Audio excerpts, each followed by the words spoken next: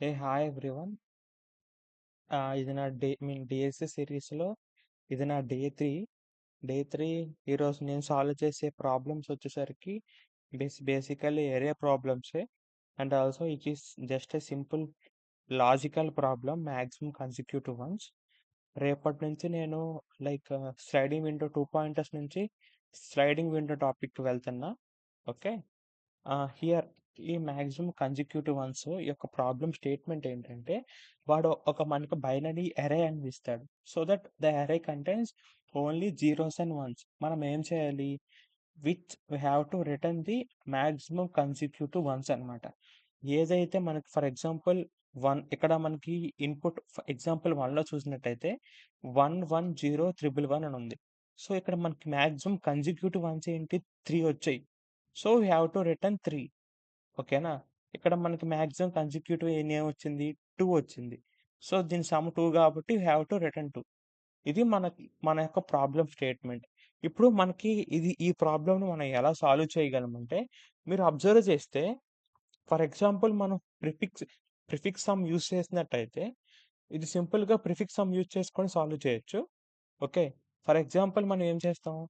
ఈ రెండిటిని prefix some చేస్తాం. ఒకవేళ మనం ప్రిఫిక్స్ సమ్ చేస్తున్నప్పుడు మధ్యలో ఎక్కడైనా సరే మన యొక్క ఎలిమెంట్ 0 గానికి వచ్చినట్టయితే మొత్తం సమ్‌ని కూడా మనం 0 చేసేయాలి. That's it. ఇంకేం పెద్ద దీంట్లో లాజిక్ అంటూ ఏం లేదు. ఒకవేళ మనకి ప్రిఫిక్స్ సమ్ చేస్తూ మాక్సిమమ్‌ని ఫైండ్ ఔట్ చేస్తూ ఒకవేళ మన ప్రిఫిక్స్ సమ్‌లో గనుక ఎక్కడైనా ఇటరేట్ చేసేటప్పుడు 0 గనుక వచ్చినట్టయితే then we have to declare మొత్తం మన సమ్‌ని 0 చేసి మళ్ళీ ఫ్రెష్‌గా మన ప్రిఫిక్స్ సమ్‌ని మనం స్టార్ట్ చేసుకోవాలి. ఫస్ట్ ఆఫ్ ఆల్ మనకు కావాల్సినవన్నీ నేను రాసుకుంటున్నా లైక్ షార్ట్‌కట్స్‌లా. లెంత్ డిక్లేర్ చేసుకుంటున్నా. నెక్స్ట్ నా సమ్ డిక్లేర్ చేసుకుంటున్నా. నా మాక్సిమం ఎలిమెంట్‌ని డిక్లేర్ చేసుకుంటున్నా. ఓకే. వన్స్ ఈ 2 డిక్లేర్ అయిపోయిన తర్వాత మనం ఏం చేస్తాం?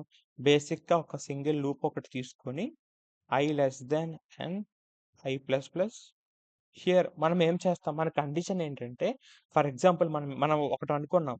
మనం ఏమనుకున్నాం? ఒకవేళ గనక మన యొక్క ఇఫ్ ఎక్కడైనా సరే i అనేది మనం చేసుకునేటప్పుడు i అనేది 0 కనుక ఈక్వల్‌కయితే దెన్ టోటల్‌గా సమ్‌ని మనం 0 డిక్లేర్ చేసేయాలి. So, we have to declare that some is equal to 0. ఒకవేళ 0 కాలేదు అంటే ఖచ్చితంగా అది 1 అయ్యి ఉంటది. సో, మనకు కన్సిక్యూటివ్ సమ్‌ని ఫైండ్ ఔట్ చేయాలి. సో, ఇప్పుడు మనం ఏం చేస్తాం? Sum plus is equal to నమ్స్ of i. ఇప్పుడేం చేస్తాం? మనం మాక్సిమమ్‌ని ఫైండ్ ఔట్ చేస్తాం కదా! సో, సింపుల్‌గా మాక్స్ ఆఫ్ మనకేంకి సమ్ అయినా సరే, మాక్సిమం అయినా సరే. ఏదైతే మాక్సిమమో అది మ్యాక్స్‌లో స్టోర్ చేయాలి. Okay. So, max is equal to max of సమ్మా, మాక్సా? ఓకే. Then fine.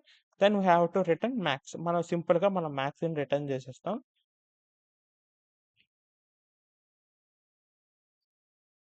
యాహ్! సింపుల్‌గా మాక్స్‌ని రిటర్న్ చేసేస్తాం. అయిపోయింది. Okay. This is all about కాకపోతే మన టైమ్ కాంప్లెక్సిటీ కొంచెం ఎక్కువొచ్చింది. ఆర్డర్ ఆఫ్ n లేదు. కావాలంటే దీన్ని మనం కొంచెం ఈ టైమ్ కాంప్లెక్సిటీని కొంచెం తగ్గించొచ్చు. ఎలా తగ్గించొచ్చంటే, మనం ఇక్కడ ఈ ఇన్‌బిల్ట్ ఫంక్షన్ మ్యాథ్‌ని ఉపయోగించాం కదా! లేదు ఇలా యూజ్ చేయకుండా డైరెక్ట్‌గా మనం కండిషనల్ ఆపరేటర్స్ యూజ్ చేసుకొని లెస్ థాన్, గ్రేటర్ థాన్ ఉపయోగించుకొని కూడా మనం అలా కూడా సాల్వ్ చేయొచ్చు. Which is all about prefix sum by condition. బేసికల్‌గా ఇది ప్రిఫిక్స్ సమ్ యూజ్ చేసుకొని సాల్వ్ చేయాలి.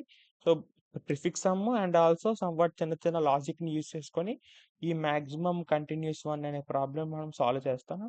ఈ ప్రాబ్లమ్ లింక్ వచ్చేసరికి కిందన నేను డిస్క్రిప్షన్‌లో ఇస్తాను. Hope you will all can solve the problem. బేసికల్‌గా ఇది I am documenting it the day series.